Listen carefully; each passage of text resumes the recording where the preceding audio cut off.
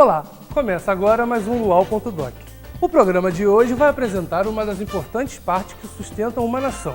Entenda como se consolidou a religião no Brasil. O Brasil é um país que possui uma diversidade religiosa enorme. A miscigenação cultural existente no nosso território é fruto de inúmeros processos migratórios que ocorreram ao longo da história. Essa miscigenação influencia diretamente na diversidade de religiões que existem por aqui. Outro fator que contribui para que o número de crianças seja grande e que ele aumente cada vez mais é que, oficialmente, o Brasil possui um Estado laico, ou seja, vivemos numa nação neutra em relação às questões religiosas, que apresenta liberdade de culto religioso e que também separa o Estado da Igreja. Podemos encontrar crenças cristãs, islâmicas, afro-brasileiras, judaicas, indígenas e diversas outras em todo o território nacional.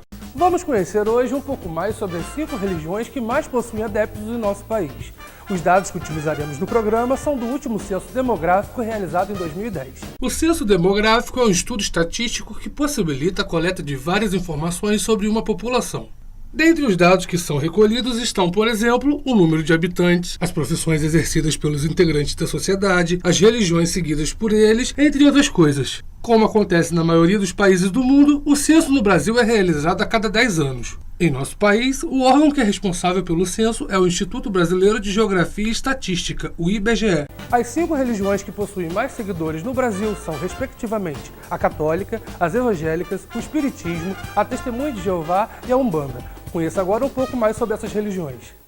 A Igreja Católica ela é fundada por Nosso Senhor Jesus Cristo durante seu ministério público, quando Jesus Cristo, na Terra, veio ensinar a todos nós a verdadeira missão do cristão, daquele que segue aos seus ensinamentos, que é o amor acima de todas as coisas. Ele mesmo disse, não há maior amor do que dar a vida pelo próximo, esta vida que Ele nos deu naquela sexta-feira santa e bendita, no alto do Monte Calvário, preso na cruz, quando entregou a sua existência para a nossa salvação. Entendemos o sentido da religião católica como redirecionamento do homem a Deus. O catolicismo é um convite, através de Jesus Cristo, do redirecionamento do coração da criatura para o Criador. Bom, espiritualmente, toda a igreja cristã teria nascido na primeira festa de Pentecostes dos judeus, imediatamente depois da ressurreição de Cristo. Jesus havia dito para que todos os discípulos se reunissem no tabernáculo em Jerusalém para aguardarem o Espírito Santo, que selaria o início da igreja. E então, além dos discípulos, estavam também outras pessoas, totalizando cerca de 120 delas. Só que a história do cristianismo, ela se iniciou já com uma perseguição muito acentuada de Roma. E isso fez com que essa perseguição fizesse com que algumas questões teológicas fossem comprometidas. Então, a igreja evangélica nasceu historicamente com a chamada Reforma Protestante. E a partir disso daí, com a Reforma Luterana, outras igrejas evangélicas começaram a surgir. Foi uma espécie de trazer a igreja cristã para aquilo que se acreditava ser, de fato, as suas origens, os ensinamentos de Jesus Cristo. O Espiritismo é uma doutrina, é um neologismo, na verdade, criado por Allan Kardec, que foi o codificador, o organizador desta doutrina, que deriva de ensinamentos dos espíritos, através de comunicações que se estabeleceram inicialmente através de fenômenos físicos, até mesmo através de objetos que se moviam. E esse pesquisador, este professor, este cientista, ele se interessou por esses fenômenos e observou que por trás desses fenômenos que ocorriam então no século XIX, especificamente na França, as respostas eram dadas de uma forma muito elucidativa e não correspondiam com as inteligências que estavam ali participando, ou seja, as pessoas que até brincavam com esse fenômeno.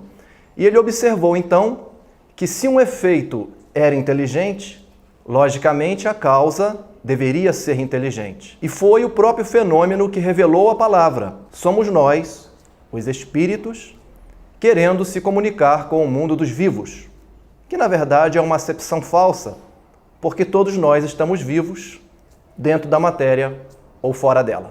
Muitos acham que Testemunha de Jeová é uma religião nova, mas há 2.700 anos atrás, o profeta Isaías já se referiu, lá no capítulo 43 do seu livro, às testemunhas que existiam na época como testemunhas do Criador.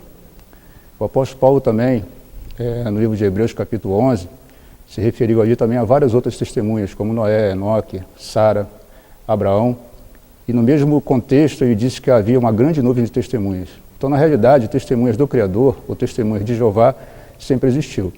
Agora, a nossa história moderna começou na década de 1870, no século XIX, no final do século XIX, até hoje. A Umbanda, como religião, surgiu no dia 15 de novembro de 1908, quando um guia espiritual incorporou um médium, que era um jovem que tinha sido levado a um centro espírita, que ele tinha distúrbios mentais, emocionais.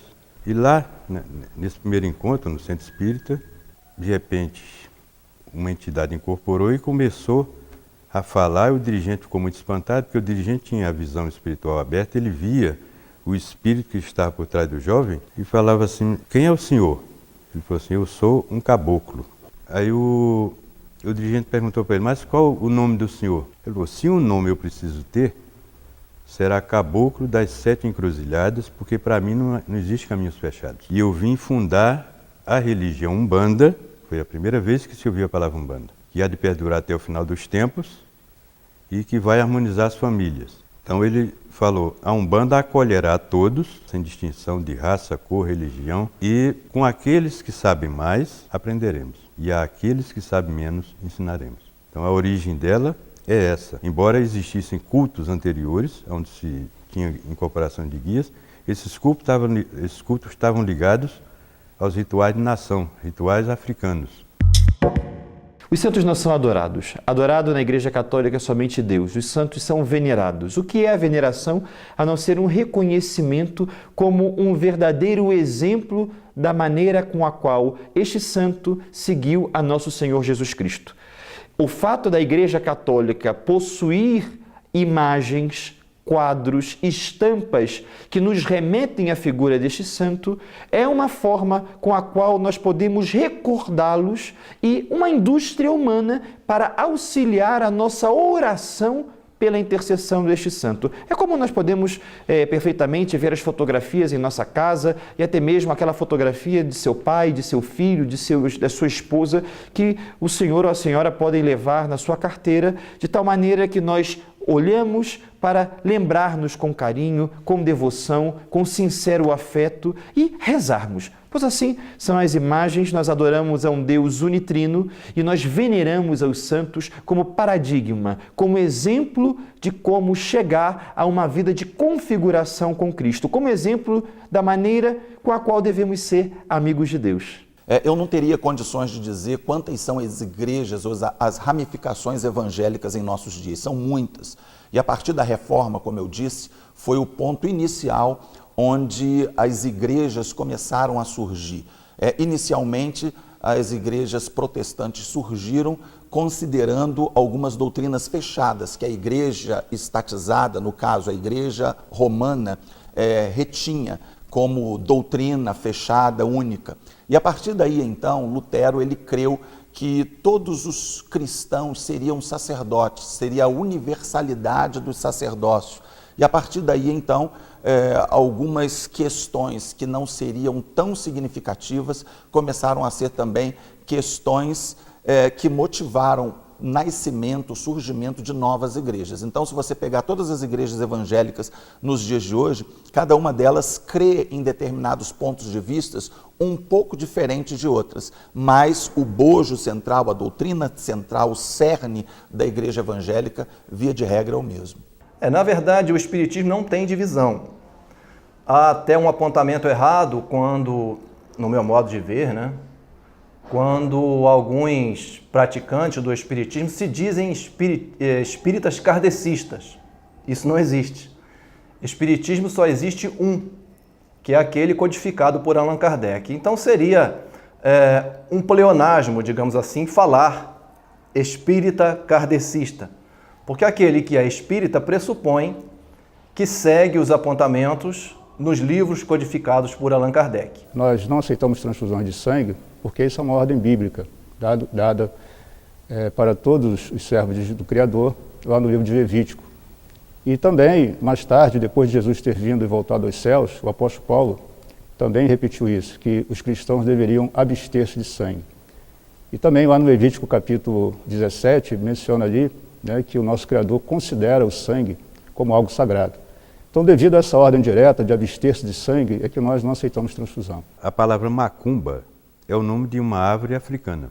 É a árvore africana onde se fazia os tambores, construía os tambores, os atabaques, né? Então, quando, naquele tempo, lá nos primórdios, antes do Caboclo das Sete Encruzilhadas mesmo, as pessoas falam assim, vamos ouvir uma macumba hoje. Quer dizer, é o batuque do tambor, né? E aquilo ficou associando o tambor com a religião. E essa coisa se propagou, chamando a Umbanda de macumba, mas também os ataques fortalecem, porque você tem que resistir. Ou você resiste, ou você sucumbe. Vamos para um rápido intervalo, mas já voltamos. Não saia daí.